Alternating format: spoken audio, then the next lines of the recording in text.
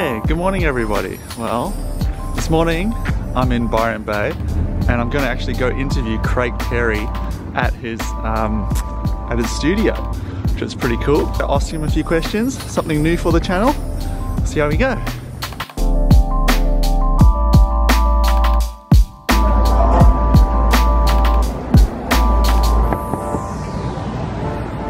Hey Craig, how are you? Good mate, nice good, to meet good. you. Yeah, nice to meet you. Thanks so much for your time today to do a bit of an interview. That's great. Yeah, good. Do you want me to look at you or look at the Yeah, no, look at me. Yeah. That's all good. When did you first pick up your camera, and what did you shoot when you first started? Gee. My most vivid memory would have to be on the Barrier Reef with my mum and dad, my auntie and my cousins. Okay. My auntie had bought a disposable water camera for their sons, and I grabbed it and started shooting a turtle and used up the whole film. Couldn't even see the turtle. I could see it, the camera couldn't. And as you're waiting for them to be developed, the photos, Yeah. And I was, I think, 7 years old then. So 7? Yeah. Wow. Yeah, so, I mean, Mum used to buy them for me, the disposables. And I think, I can't remember whether it was before that or after that. Yeah. Every birthday and Christmas, she used to buy me a little Fuji disposable, which is pretty classic, yeah. You go shoot, what did you shoot your mate surfing? Or? When we were a little bit too young to go by ourselves, obviously. We had a pool and I had a surfboard, and my mates used to run and jump on the board and go from one end of the pool to the next. Yes. And I used to wait in the water as they went past and photograph them doing that. Yeah, I got a video to show you. Yeah. Oh God. My name's Craig, I'm a surf photographer from Byron Bay. I'm 30 years old. Been doing it now for You're not going to put a link on YouTube? Oh no, yeah, it's fine. Yeah. That was... No, I just thought it was great. It's great to see from where you've, your progression as a photographer. Yeah. I mean, at that stage of my life, it was really important for me to be a successful surf photographer. Yeah. And I had Scuff come and interview me, and I was like really passionate about trying to crack this industry, because I could see Hilton and all the other boys doing it really well, and I was just like, I really want to do this. I found it really difficult because I wasn't in that circle. Okay. What circle is that? Is that like the surf man? The surf industry circle. I mean, I was good friends with Danny Wills and all those guys and Adam Malling, but it wasn't enough for me to penetrate the Gold Coast. I think it was more about being situated on the Gold Coast to really get that industry underway. It was difficult, but I was really passionate about that. It's funny to see the direction that I went from there to where I am now. When and how did you become a full-time photographer? Was your full-time salary, that was your main income? That was when I made a decision after the GFC in 2009, when I actually sold my house, got a redundancy, ended a long-term relationship. So it was like this 30, oh my God, I'm 30 years old, I've got to make something of myself. And I was like, okay, so I went over to Switzerland, and I was living there in the ski season. Some of my mates over there are just full-time professional ski photographers. And by then I had a housing and all that kind of stuff, so I was like, sort of had enough equipment to sort of start something. And this money in the bank account, and I was like, geez, and some of my shares went bad, and I was like, shit, I got that money out of my shares quite quickly. So I didn't lose much, as much as I should have. And then I came back to Australia and said, you know what I'm going to do? I'm going to open up a gallery in Lennox Head. At that stage, there was a lot of people telling me not to do it, including some Business Chamber of Commerce people saying, this is a luxury product. People we're in a position now where people don't have as much money as they used to. Why is this going to work? I couldn't give them an answer. And in that gallery when you first opened, what sort of photos were you doing? Sort of more wildlife photos, or was it still? No, more landscape. Landscape, barrel shots. By that time, Clark Little had started getting a bit of a presence in Hawaii with his wave shots, and I sort of looked at that. The GoPro hadn't been really out then, so not many people were doing it. It was unique, and no one was doing it in Lennox Head, and then there was a Byron Bay photographer, and I thought, well, I could be the Lennox Head photographer. And it was good. It went for 6 years. Like, the gallery was there for a while. I only closed it because I was bored of it. I wasn't growing as much as I wanted to. So then, it sort of went from there. From barrel shots and that sort of thing to your landscapes not landscapes, but more wildlife, ocean life photography. So was that part of the gallery? You noticed people coming in after particular shots, or was it more you? More me. Challenge yourself.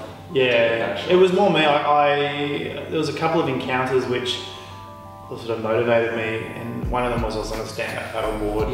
I'm just off Lennox Point. It was dead flat out there, and all of a sudden I had my housing on the front of it. This whale came underneath my stand-up with its baby, and I was snapping, and the shots were blurry because by then, at that stage, I didn't really understand that focal distance changed as you went underneath. So what I was used to is the surf photography, where I'd lock off focus at a metre or two in front of me for those fisheye shots. I had it locked off, and at that stage I didn't have a housing I could change any settings from. It was just shoot. Couldn't even view my images. So I just click. I was like, wow, that was amazing. Heart was racing. And then it sort of evolved from there. I guess I went and did some. I didn't get paid for it, but I went and did the Easter Classic at Broken Head, Ben King Memorial Easter Classic. It was a surf thing where it's quite big down here, and we had a bunch of dolphins out there. And it was actually the finals, and Danny Wills was in the final, and a few other guys. And Danny was sitting on his board, and then out the back I could see these dolphins just. Oh my God! I had a 50mm on, and I was just there waiting, and all of a sudden this dolphin just jumped out of the wave, and then Danny's in the corner with a red jersey on, dolphin's there. No, it was it was the ultimate shot, and Danny's looking at it, and I wasn't sure because I couldn't play back whether I got it or not. Danny said to me, he goes, "Did you see that dolphin jumping out of the wave? It smiled at me." And I was like, "I think I got a photo of it." And then they kept jumping, and then I was like, and then I got back to the gallery. I had the gallery, and just like blew it up. I was like, "Wow, this is sharp. It's it's moody. It captures energy." And so then I was a transition from there. And then I closed my gallery in Byron Bay. In Lennox Head. It was more like still the landscape, still the waves. It had a little bit of animal stuff, but it wasn't where I wanted to be yet. And then it was obviously I started working with Discovery Channel when I closed my gallery in Lennox. Discovery and Travel Channel, and those people those businesses took me to places where I was inspired by animals. We went to Alaska, went to Vanuatu. It was just a real eye opener for me, and a real transition to where I am now. Wow. What has changed in the photography circles from say 10 years ago to now? I mean, even 10 years ago, what's changed? Oh, so much. Like social media and that sort of thing. I think GoPro, social media. I think the popularity of photography has always been there. I remember working on a production 10 years ago, and there were these guys wanted to start a photography TV show, and it's called Got the Shot or something like that. And it was about creating a TV show on having professional photographers come in and get a magazine shot, a cover shot for a magazine. And that was like, at that stage, the producer was going, "Oh my God, photography is now growing. It's one of the #1 hobbies in the world or in Australia." So the passion for photography has always been there. It's just accessibility now. And also with Instagram, everyone feels like they have the opportunity to become a professional photographer. And it gives them a bit of hope. And it's been successful for some, but others it can do the opposite. It can drive them away from it and become bitter and about the art form. Tell us about the Sony Mirrorless cameras. Now they've exploded recently. A lot of people online I've seen are switching to the Sony range. Tell us about your experience from switching to Sony. It was becoming an ambassador for Sony. Totally, it was a tough decision. Like when you've got a kit full of lenses and camera gear, and you're used to that camera, and you go, well, I've got to go to a new body and a new system and a new menu, and it was a big decision for me. And the transition happened quite slowly. When did it happen? It happened, it was before September 2014. September, 2014 it was. Or by 15. It depends when the A7R2 came out. It might have been. Was that one of their first cameras, or it was one of their flagship high-end? It was. It was the defining moment for me to make the change. Well ahead at the time. Totally. That's a big step to take. Totally. And it was, Phil from Aquatech actually had some sort of influence there. I said to him, he goes, "Craig, you've got to look at this new mirrorless system. It's pretty amazing." And I said, oh, okay, so what's it do? And you know, and I was really attracted because of the resolution of these cameras. I was like, wow, you know, these because I'd been using a D8 10 before that, and I had Canon gear, and the D8 when Nikon gave me the D8 10 to use. I was like, wow, look at this resolution. So I was addicted to having this high resolution. Were we talking like 40, 50 megapixels? It was a 40, I think it was 40 something, that camera. And then when the Sony brought out their A7R II series, I was like, wow, this is something. Look at the size and small and it was easy, because I travel a lot. It was easy to do that. And so I went and bought one off Sony, and they gave me a little bit of a discount, but it wasn't ambassadorship at all. And then they said, well, can I borrow a few lenses? So I borrowed the fisheye lens and the 55mm, and Phil gave me the first prototype housing for that particular camera. What we did, we went over to Tonga. I went over to Tonga, and I still had my old gear, and I was using that, and he especially got shipped over to Tonga. It was a bit of a mission because customs then said, oh, well, this is brand new, you got to pay tax on it. It's like, oh guys, I was like constant. And then my camera, and then I was like, okay, the camera, I broke the camera accidentally, and then so Sony sent over a camera, like it was like full on. And so I got these photos on that trip that Sony looked at, and they were like loving, like they loved it. And then when I had an interview with them, they said, would you like to be a part of the Sony ambassadorship scheme in Australia? And I jumped on it because I felt like the association would be great, because I could see the brand growing exponentially. You can see the potential. Totally. Like the A7R II was the benchmark of mirrorless for me. And then from there, it's just gone bang, bang, bang, bang. And then they filled in the lower range. Totally. A7R III. That's right. And now it's just, now they've got a product that can satisfy everyone, like even the professional. So, you know, their lenses are growing, which is fantastic. The A9 and the A7R III are the most amazing cameras I've ever used. Like the A7R III, I've got two of them, and I just use them non-stop. I'm getting around about 8 frames a second out of it, 42 megapixels. And I don't have that buffering issue I used to with the A7R II. So the A7R II was a little bit slow to the card readout, was the processor and the card readout. So now with the fast cards, I'm getting almost 300 megabytes a second getting transferred, which is ridiculous. So I can clear a processor on a camera like within 20 seconds, and by that time I'm ready for my next encounter with an animal or a person or whatever. So these are let's just go through the sure. So this is for the A6500. Do you use that? What do you use that for? No, I use this for my students. So my students love this. It just gives them the opportunity. If they've got a GoPro, which the majority of them do, and they want to step it up.